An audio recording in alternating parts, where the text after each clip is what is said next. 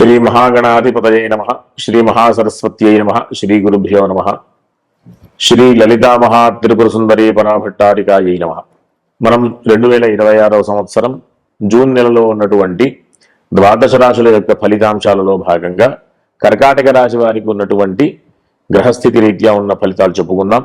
ముందుగా ఈ రాశి వారికి లగ్నంలో ఆ రాశిలో బృహస్పతి ఉచ్చస్థానంలోకి వచ్చేటటువంటి పరిస్థితి కాబట్టి వీరు చేసేటటువంటి పనులలో మంచి ఫలితాలు, మంచి కీర్తి ప్రతిష్టలు పొందేటటువంటి అవకాశం, చేసేటటువంటి అన్ని కార్యక్రమాలలో విజయాన్ని పొందేటటువంటి పరిస్థితి, ఇట్లాంటి పరిస్థితి వీరికి ఉండేటటువంటి అవకాశం.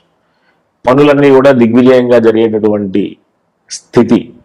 అంతేకాకుండా ఈ రాశి వారికి ద్వితీయ స్థానాధిపతి లాభస్థానంలో ఉండడం ద్వారా ఆర్థికపరమైనటువంటి ఆనుకూల్యతలు ఉండేటటువంటి అవకాశం, ఇంతకుముందు ఉన్నటువంటి ఆర్థికపరమైనటువంటి చికాకుల నుంచి కూడా అధిగమించేటటువంటి అవకాశం, దాచుకునేటటువంటి అంటే డబ్బు రావడమే కాకుండా వచ్చినటువంటి డబ్బుని జాగ్రత్తగా దాచుకునేటటువంటి అవకాశం కూడా ఉంటుంది. ఇట్లాంటి పరిస్థితి 17వ తేదీ వరకు కూడా చాలా అనుకూలమైనటువంటి పరిస్థితి. కాబట్టి ఏదైనా ప్రధానంగా ఆర్థిక విషయంలో నిర్ణయాలు తీసుకోదలుచుకుంటే 17వ తేదీలోపు ప్రధానమైనటువంటి నిర్ణయాలు తీసుకోవడం వల్ల మంచి ఫలితాలు పొందేటటువంటి అవకాశం ఉంటుంది. అంతేకాకుండా ఈ రాశి వారికి ఉండేటటువంటి ఉన్నత విద్యలకి సంబంధించినటువంటి వారికి కూడా మంచి అవకాశం. ఉన్నత విద్యలకు సంబంధించిన స్థానాధిపతి ఉచ్చస్థానంలో ఉండడం ద్వారా, ఉచ్చస్థానంలోకి రావడం ద్వారా చేసేటటువంటి ఏదైతే విద్యా ప్రయత్నం, ఉన్నత విద్యలు చదువుకోవాలి అనేటటువంటి ప్రయత్నాలు సఫలమయ్యేటటువంటి అవకాశం ఉంటుంది. ఇంకా ఈ రాశి వారందరూ కూడా చక్కగా దేవతా దర్శనాలు, దివ్యమైనటువంటి అంటే గొప్ప క్షేత్రాలకు వెళ్ళడం, విశేషమైనటువంటి దేవతా సందర్శనాలని కూడా జరిగేటటువంటి అవకాశం ఉంటుంది ఈ నెల. ఈ రకమైనటువంటి పరిస్థితి. కాకపోతే ఉద్యోగపరమైనటువంటి విషయాలలో కాస్త జాగ్రత్తలు అవసరం. ఎప్పటి వరకు అంటే 17వ తేదీ వరకు కూడా కాస్త అననుకూలమైనటువంటి గ్రహస్థితి. కాబట్టి ఈ 17వ తేదీ నుంచి 21వ తేదీ వరకు కూడా కొన్ని నిర్ణయాలు కాస్త జాగ్రత్తగా ఆపడం అవసరం. ఉద్యోగ విషయంలో మారడం కానీ, ఉద్యోగ విషయంలో అనవసరమైనటువంటి నిర్ణయాలు తీసుకోవడం కానీ, ఇట్లాంటి విషయాల్లో కాస్త జాగ్రత్తలు అవసరం. ఈ 21వ తేదీ తర్వాత నిర్ణయం తీసుకుంటే కనుక మంచి ఫలితాలు ఉండేటటువంటి అవకాశం ఉంటుంది.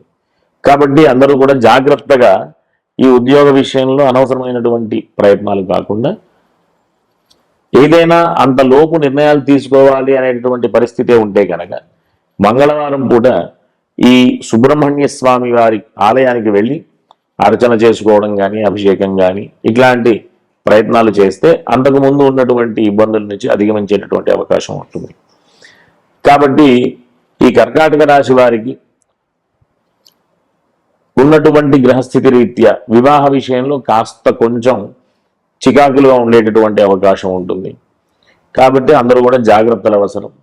వివాహ ప్రయత్నాలు చేసేవారు గనక ఏదైనా ఇబ్బందుల నుంచి అధిగమించాలి అనేటటువంటి ప్రయత్నం చేస్తే ఆంజనేయ స్వామికి ఆరాధన చేయడం కానీ, హనుమాన్ చాలీసా పారాయణ చేయడం కానీ చేస్తే కనుక మంచి ఫలితాలు పొందేటటువంటి అవకాశం ఉంటుంది.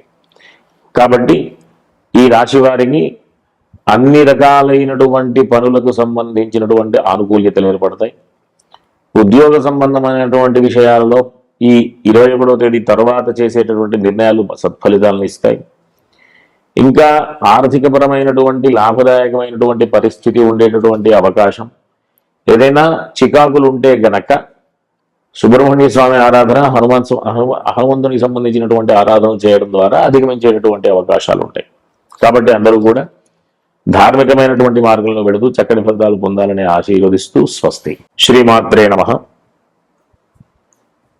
మామూలుగా ప్రతి ఒక్కరి జీవితంలో ప్రధానంగా ఆడవారి యొక్క పాత్ర ప్రధానమైనటువంటి పాత్ర వహిస్తుంది. ప్రతి కుటుంబంలో కానివ్వండి, ప్రతి ఒక్కరి జీవితంలో కానివ్వండి.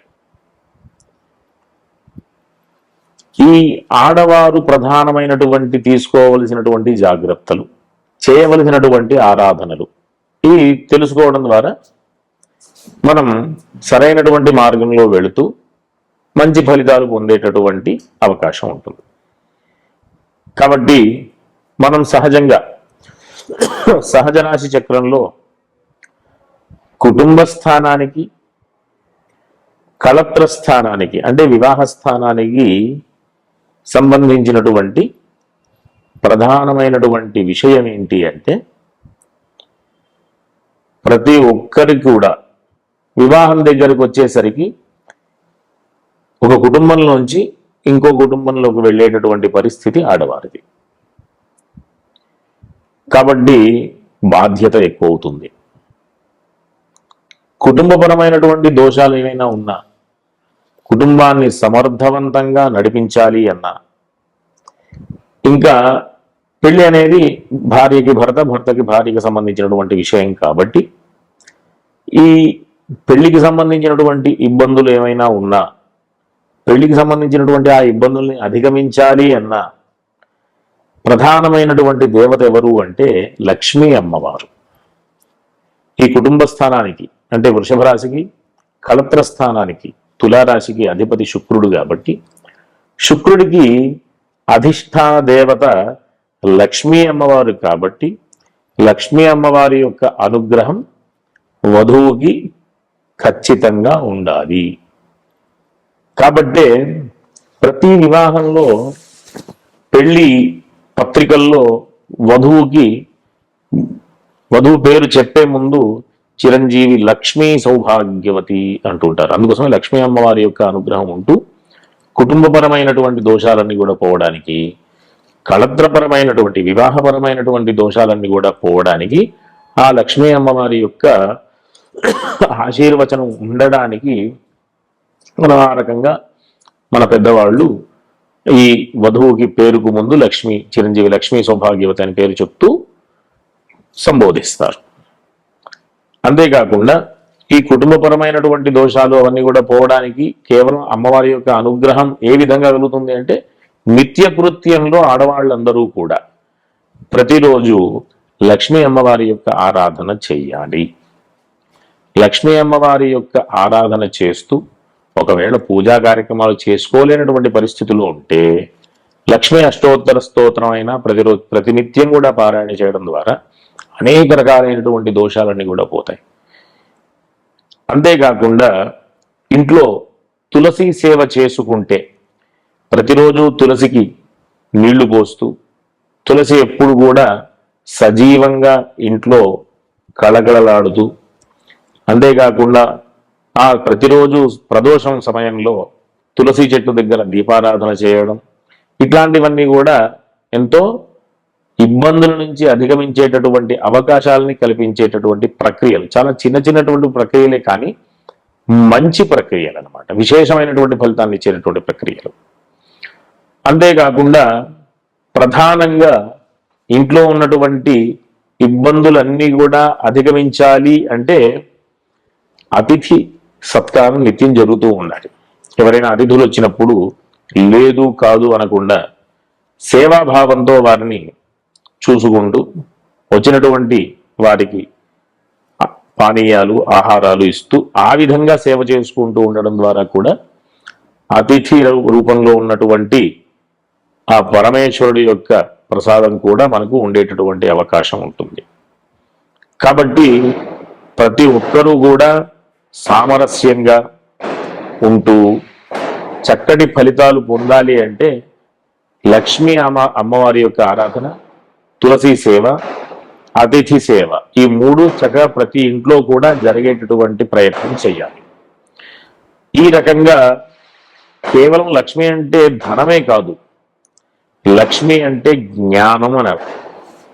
కాబట్టి ఆ లక్ష్మీ అమ్మవారి యొక్క ఆశీర్వచనం వల్ల ప్రతి ఒక్కరూ కూడా విశేషమైనటువంటి ఫలితాలు పొందుతూ అన్ని రకాలైనటువంటి ఇబ్బందుల నుంచి అధిగమిస్తూ ఈ కుటుంబ స్థానం, కళత్ర స్థానం చెప్పాను కదా, అవి రెండు మారక స్థానాలు కూడా. అంటే అపమృత్యు దోషాలన్నీ కూడా పోతూ చక్కగా ఆయుర్దాయం పెంచుకుంటూ ప్రతినిత్యం కూడా సేవాభావంతో అతిథి సేవ చేసుకుంటూ, తులసి సేవ చేసుకుంటూ, లక్ష్మీ అమ్మవారి యొక్క ఆరాధన చేస్తూ ప్రతినిత్యం కూడా దేవతా ఆరాధన మార్గంలో ఉంటూ అందరూ కూడా సత్ఫలితాలు పొందాలని ఆశిస్తూ స్వస్తి.